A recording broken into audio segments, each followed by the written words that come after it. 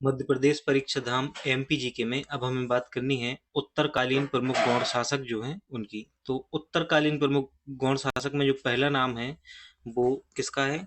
चंद साय का पहला नाम है। चंद साय जो है दलपत साय का भाई। चंद साय 10 गढ़ों को मुगलों को देने के बाद पुनः गद्दी पर बैठा और 1576 तक इसने शासन किया। क्या किया इसने? जो ये दलपत साय का भाई चंद साय जो है 10 गढ़ों को किसने दिया था? किसको दिया था? इसने मुगलों को दिया था और 1576 तक इसने क्या किया है? शासन किया है।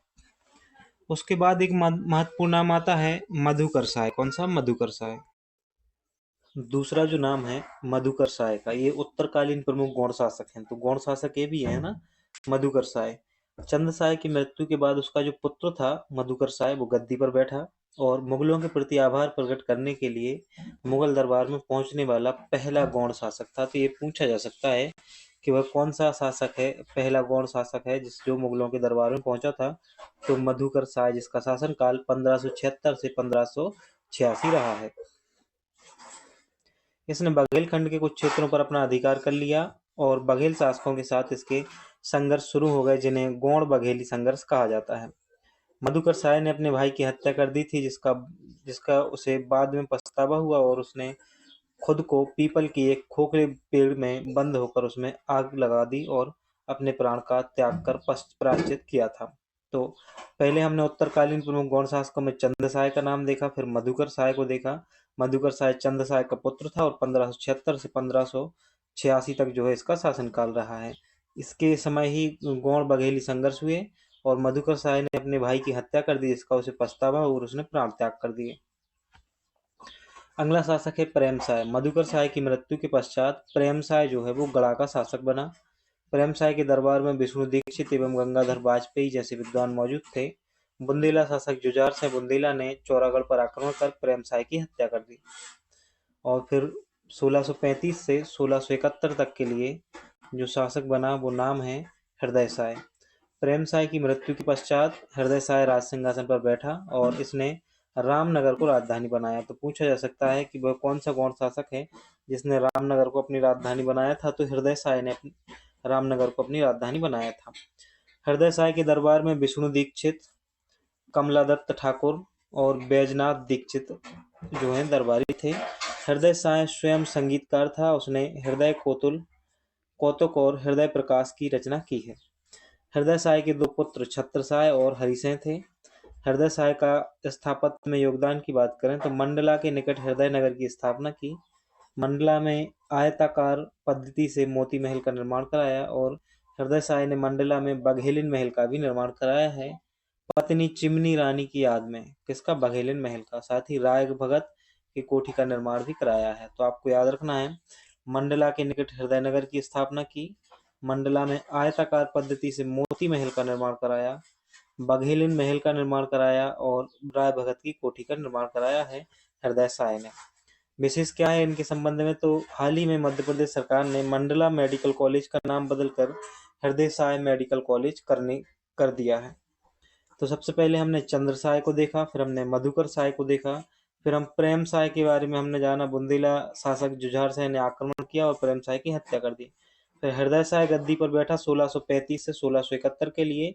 इसने रामनगर को अपनी राजधानी बनाया। हृदय साय के दरबार में विष्णु दीक्षित, कमलादत्त ठाकुर, बैजनाथ दीक्षित जैसे दरबारी थे। हृदय साय स्वयं संगीतकार था। उसने हृदय कौतिक और हृदय प्रकाश की रचना की है। हृदय साय के दो पुत्र हुए हैं, छत्र साय और हरिसेन। इसके बाद हमने हृदय साय के स्थापत्य के बारे में जाना। इसने बघेलिन महल का निर्माण कराया था। मंडला में किसका? बघेलिन महल का। और राय भगत की कोठी का निर्माण भी कराया है। और मध्य प्रदेश सरकार ने क्या किया है, जो मंडला की मेडिकल कॉलेज थी उसका नाम बदलकर हृदय साय मेडिकल कॉलेज कर दिया गया है। अगला नाम है छत्र साय, जो कि 1672 से 1684 तक गद्दी पर रहे।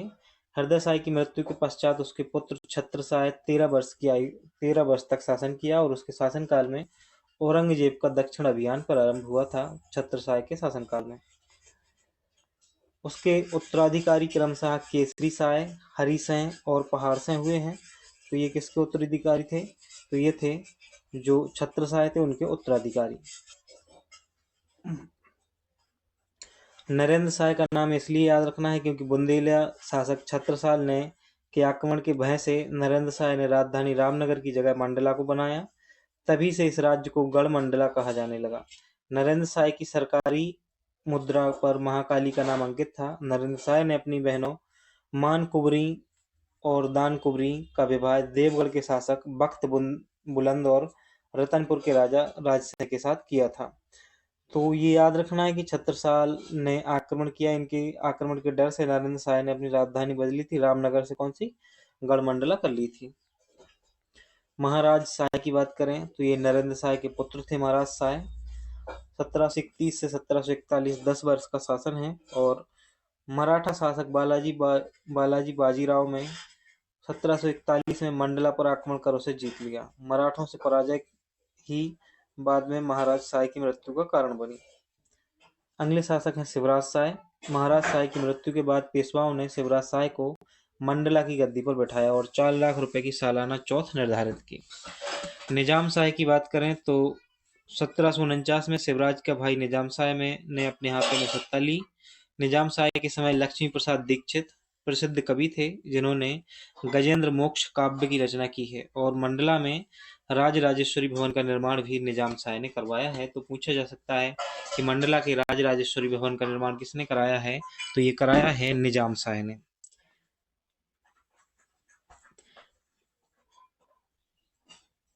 अगला नाम है नरहरि साय। क्या है? अगला नाम है नरहरि साय।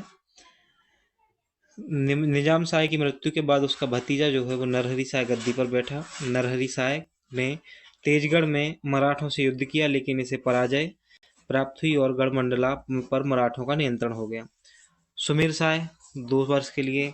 तो ये और कुछ अन्य शासक हैं तो नाम बस याद रख लेना है, जैसे सुमेर साय हो गया, नरहरि साय हो गया, है ना। बिसाजी चंदोरकर ने दोबारा नरहरि साय को शासक बनाया था।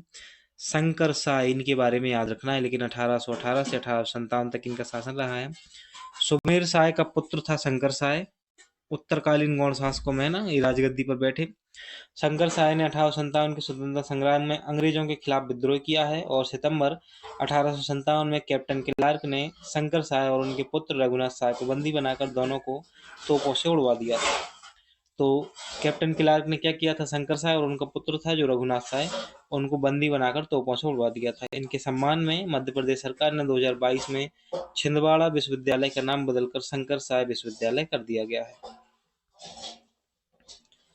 समाचार पन्नों से बात करें तो सलकनपुर रियासत के राजा कृपाल सिंह के यहाँ इनका जन्म हुआ था। रानी कमलापति का इनका विवाह गिन्नौरगढ़ के रियासत के राजा निजाम साय से हुआ था। राजा निजाम साय की मृत्यु के उपरांत इन्होंने पुत्र के संरक्षण के रूप में भोपाल पर शासन किया। दोस्त मोहम्मद खान के षड्यंत्र के कारण भोपाल के छोटे तालाब में जल समाधि ले ली। 15 नवंबर 2021 को जनजाति गौरव दिवस के उपलक्ष्य पर हबीबगंज रेलवे स्टेशन का नाम बदलकर रानी कमलापति रेलवे स्टेशन कर दिया गया है। कब? 15 नवंबर 2021 को। साथ ही रानी दुर्गावती गौरव यात्रा की बात करें तो ये 22 से 27 जून 2023 के मध्य निकाली गई थी। यह यात्रा बालाघाट, छिंदवाड़ा, दमोह, संग्रामपुर, कालिंजर, सीधी, डिंडोरी, अनूपपुर, शहडोल जिले में गुजरेगी। कौन सी? रानी दुर्गावती यात्रा।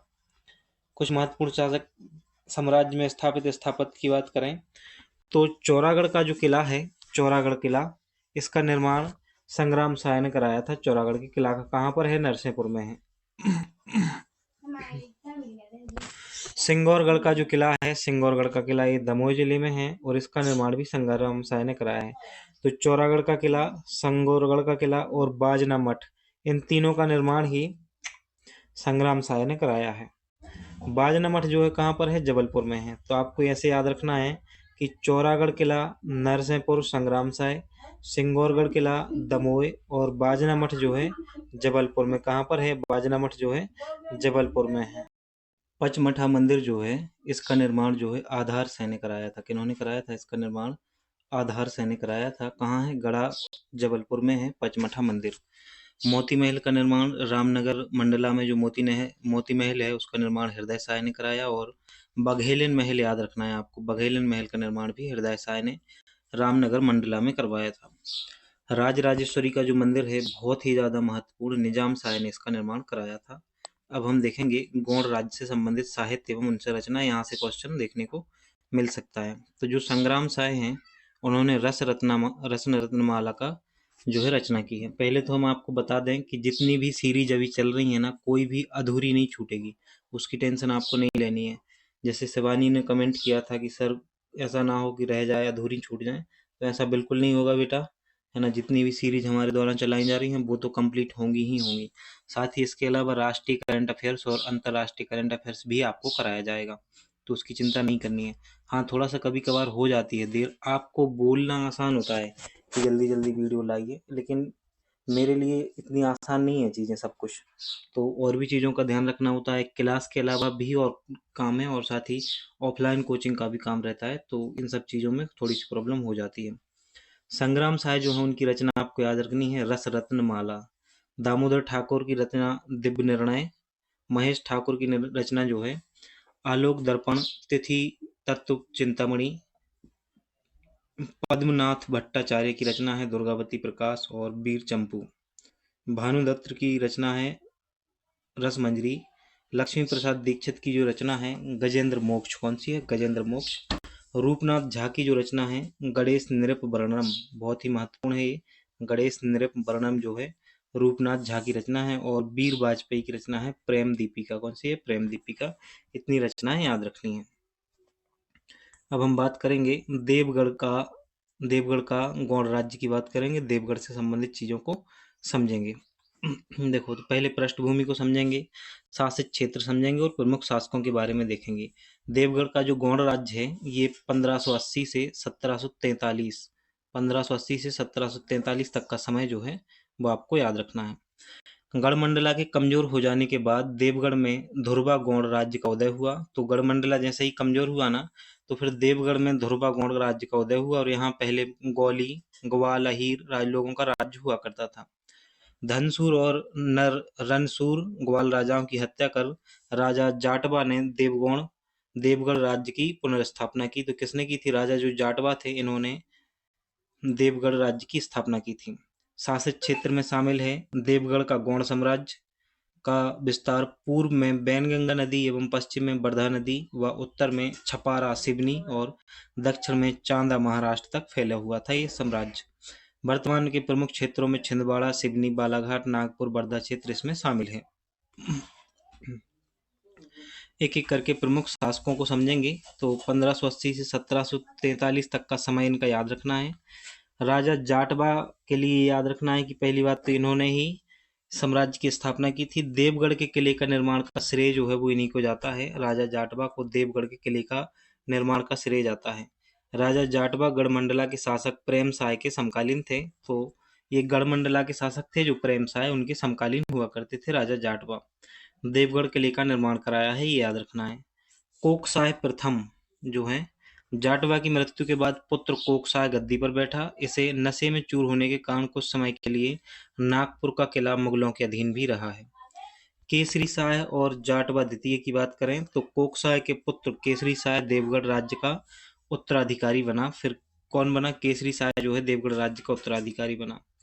कोकसाय प्रथम देख लिया हमने। अब कोकसाय द्वितीय की बात करें तो केसरी साय जाटवा द्वितीय के बाद उसका पुत्र जो है कोकसाय देवगढ़ राज्य की गद्दी पर बैठा, कोकसाय द्वितीय। औरंगजेब को लगान न देने के कारण कोकसाय द्वितीय ने औरंगजेब की अधीनता स्वीकार कर ली, और कोकसाय ने अपना धर्म छोड़कर इस्लाम धर्म अपना लिया, और इसका नाम इस्लाम यार खान रख लिया गया। कोकसाय द्वितीय के बाद दीनदार साय जो है वो शासक बना। कोकसाय द्वितीय का छोटा भाई था ये दीनदार साय, सिर्फ इतना ही याद रखना है। फिर अगला शासक है महीपत साय। महीपत साय कोकसाय द्वितीय का बड़ा भाई था। महीपत साय औरंगजेब से संधि कर गद्दी पर बैठा था, और इसने अपना नाम बदलकर बख्त बुलंद कर लिया था महीपत साय ने। इसके समय औरंगजेब ने देवगढ़ का नाम बदलकर इस्लामगढ़ कर दिया था। तो किसने बदला था देवगढ़ का नाम? औरंगजेब ने बदला था। क्या कर दिया था? इस्लामगढ़ कर दिया था। इसके बाद जो एक महत्वपूर्ण शासक गद्दी पर बैठा वो था चांद सुल्तान। कौन था? चांद सुल्तान। देवगढ़ राज्य के अधिक शक्तिशाली राजा बख्त बुलंद के बाद उसका पुत्र चांद सुल्तान राजगद्दी पर बैठा। चांद सुल्तान ने राजधानी देवगढ़ से नागपुर स्थानांतरित की। तो पूछा जा सकता है वो कौन सा देवगढ़ का कौन सा शासक जिसने राजधानी को नागपुर बनाया था, तो नागपुर राजधानी बनाई थी, तो वो था चांद सुल्तान। 1743 में वास्तविक अधिकार रघुजी भोसले मराठों के हाथ में आ गया और देवगढ़ का गौड़ राज्य जो है वो समाप्त हो गया। देवगढ़ के प्रमुख प्रसिद्ध दर्शनीय स्थलों में मोती टांका, बादल महल, हाथी खाना, नक्कार खाना, कचहरी और चंडी मंदिर याद रखना, ये देवगढ़ के प्रसिद्ध दर्शनीय स्थल हैं। तो ये तो था देवगढ़ का गौड़ राज्य, जिसका एक बार आप रिवीजन कर लेना। अब हम बात करेंगे खरेल का गौड़ राज्य। कहाँ का? खरेल का जो गौड़ राज्य है उसकी बात करेंगे। गौड़ राज्य की ही एक शाखा मध्य प्रदेश के बैतूल में स्थित थी, जो उसे खरेल का गौड़ राज्य कहा जाता है। क्या कहा जाता है? खरेल का गौड़ राज्य कहा जाता है। खेरला राज्य का विस्तार जो है बैतूल अमरावती तक था और खेरला राज्य को बदनूर के नाम से भी जाना जाता था। खेरला का किला बैतूल जिले में है, तो यह याद रखना है कि खेरला का किला कहाँ पर है? बैतूल जिले में है। साथ ही आपको उनके शासकों के नाम याद रखने हैं, क्योंकि ऐसे क्वेश्चन ना पहले भी पूछे गए हैं कि निम्नलिखित में से कौन सा शासक इस वंश से या इस राज्य से संबंध रखता है, तो राजा इल, नरसिंह राय और जैतपाल का नाम याद रखना है। मुगलों के लगातार आक्रमण से परेशान होकर खेड़ला राजवंश ने मुगलों के हमले से बचने के लिए मुगलों से समझौता कर लिया और उनके तहत खेरला किले का नाम बदलकर महमूदाबाद कर दिया गया। यूं तो विंध्याचल और सतपुड़ा के ये किले अधिक सुरक्षित रहा, लेकिन दक्षिणी के मैदानी भागों अमरावती और भंडारा की तरफ से मराठों ने गंभीर आक्रमण किए और इस किले पर कब्जा कर लिया। इस प्रकार से गौड़ राज्य जो है वो समाप्त हो गया। अब जो हमें बात करनी है वो हम बात करेंगे बुंदेलखंड रियासत की। तो बुंदेलखंड रियासत और बघेलखंड रियासत के साथ ही मध्य प्रदेश का जो मध्यकालीन इतिहास है वो कंप्लीट हो जाएगा।